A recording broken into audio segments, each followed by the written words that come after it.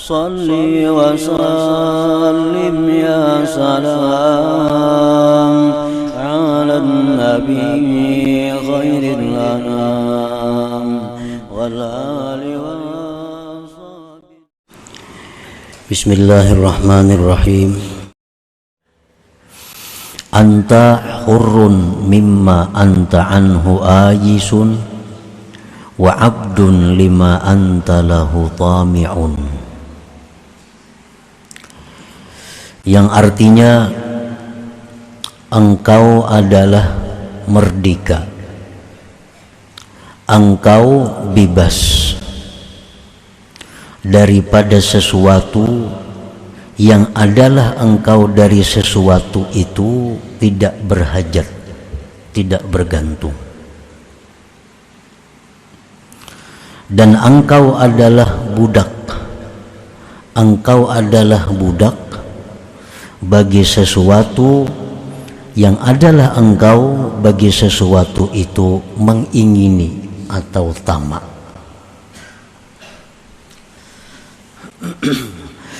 Nah, para muhibbin rahimakumullah, artinya kita ini merdeka.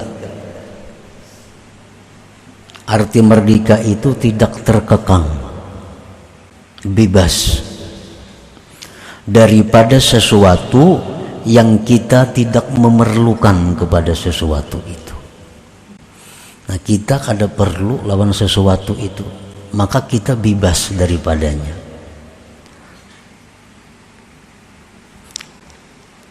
Dan kita menjadi budak bagi sesuatu yang kita ingini. Kita menjadi budak bagi sesuatu yang kita ingini. Kita ingin sesuatu, maka kita kejar sesuatu itu. Dan kita tunduk patuh kepada sesuatu yang kita ingini itu. Jadi orang yang tamak, maka dia merupakan budak bagi yang diingininya. Orang yang tamak dengan harta, dia budaknya harta. Siang malam, pagi sore, dia kejar harta itu. Orang yang tamak dengan jabatan, dengan kedudukan, siang malam dia kejar kedudukan itu sampai dia dapatkan kedudukan itu. Nah, itu adalah hambanya, budaknya kedudukan, budaknya harta. Qala Nabi sallallahu alaihi wasallam, iyyakum wattama' fa innahu faqrun hadir. Aku takuti kamu bersifat tamak, karena tamak itu adalah merupakan fakir yang ada. Bagaimanapun orang itu banyaknya punya harta, kalau dia masih tamak, dia itu sebenarnya adalah orang fakir. Dia itu sebenarnya orang yang fakir. Orang yang tidak mempunyai harta, tetapi hatinya kaya, tetapi hatinya tidak tergantung kepada selain Allah, itulah yang disebut dengan ghinal qalbi, kayanya hati seseorang dari selain Allah subhanahu wa ta'ala.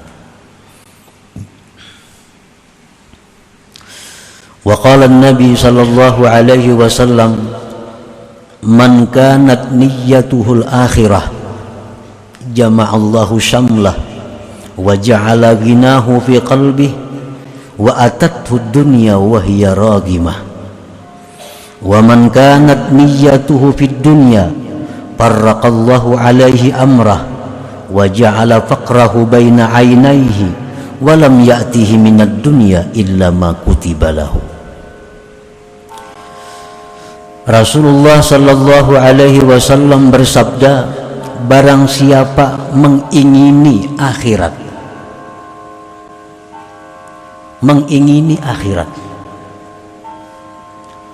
orang ini ingin menjadi hambanya Allah, orang ini ingin dapat keridhaan Allah, orang ini ingin masuk surga, itu yang diingininya, maka Allah himpunkan baginya perkara yang tercerai-berai, dan Allah jadikan kekayaannya di dalam hatinya, dan dunia akan datang kepada dia dalam keadaan menyerah dan hina. Orang yang hidupnya ini niatnya, keinginannya akhirat. Orang yang hidup itu pikirannya adalah bagaimana dia mempunyai bangunan, mempunyai gedung di dalam surga.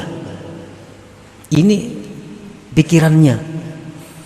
Orang ini berpikir, berkeinginan bagaimana caranya supaya aku punya gedung yang megah tapi di surga. Nah, itu pikirannya. Nah, orang ini akan didukung oleh Allah. Segala urusan-urusan yang tercerai-berai menjadi satu, menjadi mudah. Dan hatinya dikayakan oleh Allah. Dunia yang dijatahkan untuk dia akan datang hina, menyerah kepadanya. Dan barang siapa keinginannya itu pada dunia, nah orang ini hendak berisi rumah nang megah nang mewah tapi di dunia, hendak berisi kendaraan nang baik nang mewah tapi di dunia, hendak mempunyai kebun ternak nang banyak tapi di dunia, farraqallahu alaihi amrah, Allah cerai-beraikan atasnya urusannya. Dan Allah jadikan kepakiran di hadapan matanya, dan tidak datang kepadanya dunia kecuali yang sudah ditetapkan baginya. Jadi artinya orang-orang yang mengingini duniawi ini akan selalu sibuk karena urusannya tercerai-berai, dan selalu merasa fakir, merasa kada cukup. Dan dunia yang diberikan Tuhan kepadanya kada berubah daripada apa yang ditetapkannya di dalam Lauhil Mahfuz di masa azali dahulu kala.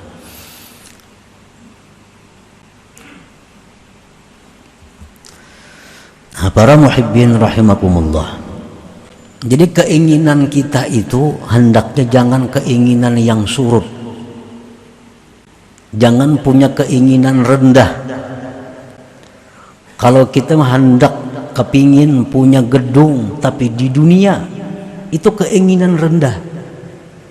Yang kita ingini itu sesuatu yang murah. Yang kita ingini sesuatu yang binasa, yang hancur. Tapi kita tingkatkan keinginan kita itu kepada gedung-gedung yang di surga yang kita miliki.